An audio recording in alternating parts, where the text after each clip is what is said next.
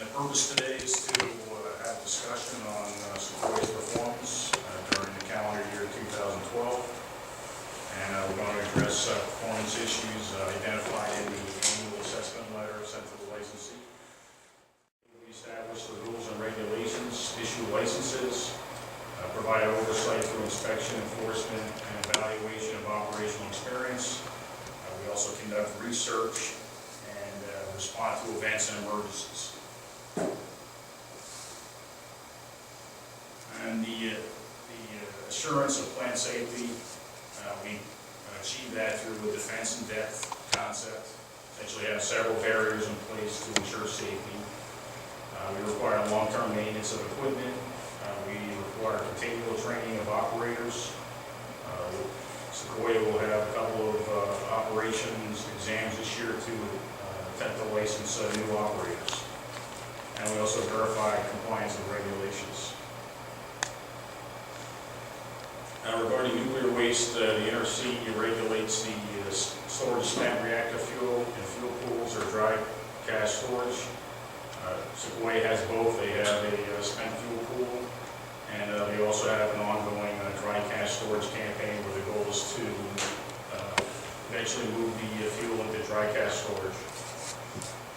And we would also regulate any national spent fuel storage site, such as the proposed Yucca Mountain site.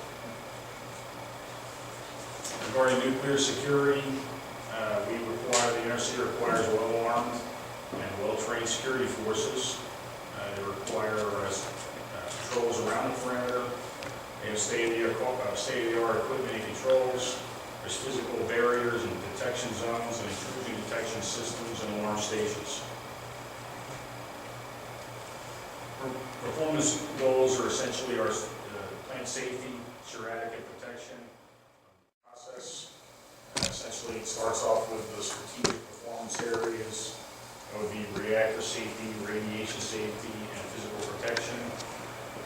We kind of achieve it, and through those we developed 7 cornerstones, and we achieve that through, to the left you can see we have baseline inspection results essentially.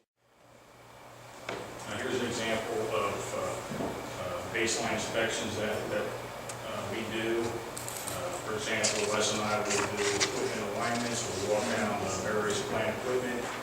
The regional office will do a triennial fire protection. That's an extensive inspection. You can see it's about 250 hours. It's done every 3 years. We also do operator response and emergency preparedness inspections. We do inspections looking at their effluent releases, all the radioactive materials that leave the site. We're required to report those to the NRC, and then we do follow-up inspections to ensure they're doing that properly and within limits. There's also worker radiation protection program inspection, essentially occupational workers. And we also spend quite a bit of time looking at their corrective action program. You can see 250 hours there. And we also do selected corrective action case reviews. We look at certain selected, essentially is the good performance. As you move to the right, it's more and more degraded performance. As you move from left to right, you get increasing safety significance of issues, as well as it results in increasing NRC inspection efforts, also increasing NRC and licensee management involvement, and of course increasing regulatory actions. The goal would be for all licensees to be to the left in the licensee response column. Here's a summary of, as of December 31st, 2012, where all the 104 nuclear power plants reside in the action matrix. So you can see most plants are in the licensee response column, 81, somewhat fewer in the regulatory response, 18, and then you can see just only 3 in degraded cornerstone, and 1 in the multiple repetitive degraded cornerstone, and then 1 in the separate process, the 0350 process, and that's outside of the reactor oversight process. Here's some results from performance indicators for 2012. 2012. As you can see, most of the PIs were green, performance indicators is PI, but there was 23 that met the white threshold, and then there was none in yellow or red for 2012. Regarding the individual inspection findings for 2012, there was 914 that were green, and of course those 914, they all were findings that were considered more than minor. So whereas the performance indicator, the 6,926, essentially if you didn't trip any thresholds, it was just routine and considered normal. Whereas these green, they were considered abnormal in the sense it was more than minor.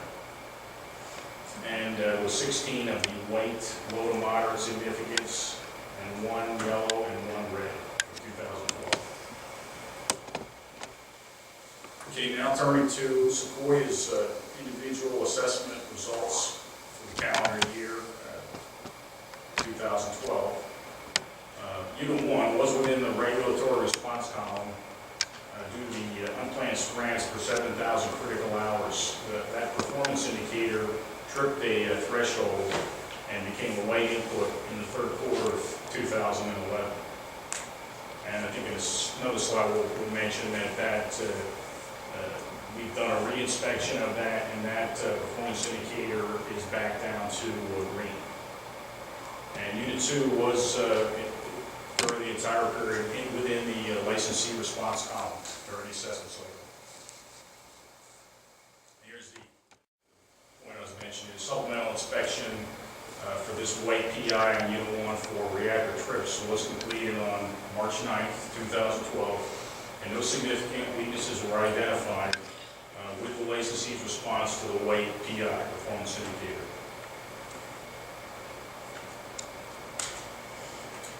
Here shows some of the inspection hours that we charged during 2012.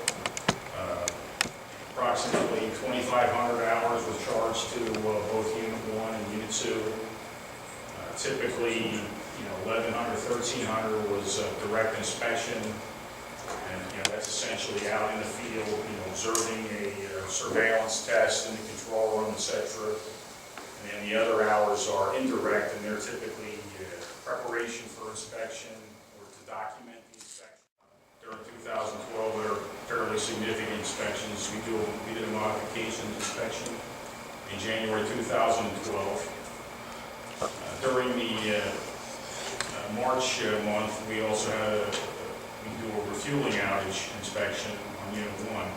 And essentially, there's various activities that we'll have special inspectors from the region that will come out and observe activities in containment and look at things that you don't normally look at, like steam generator tube inspections, verifying that the steam generator tubes have the proper thickness and are not going to leak during the cycle. In summary, for this 2012 annual assessment, the TVA operated Sequoyah nuclear power plant in a manner that preserved public health and safety. And secondly, all cornerstone objectives were met with only one white performance indicator for Unit 1 for unplanned strands for 7,000 critical hours, and that item has been closed. So the NRC, based on these results, plans to do baseline inspections for the Sequoyah nuclear power plant for 2013. I'll turn it over to John Carlin, Site Vice President, if he has any comments on the annual assessment. Thank you, Scott. Leslie, very much appreciate and value the assessments and insights provided by the NRC, and especially our on-site resident inspector. Sequoyah is committed to continually improving its performance by effectively identifying and correcting our issues through the use of our corrective action program. We've enhanced the effectiveness of our self-assessment and benchmarking processes at the station over the past year. And we're better leveraging the opportunity to use operational experience to minimize challenges and to improve our margins of safety. Continued safe operation of Sequoyah in compliance with all regulatory requirements is of utmost importance to the Tennessee Valley Authority to ensure the health and safety of our public stakeholders and our employees.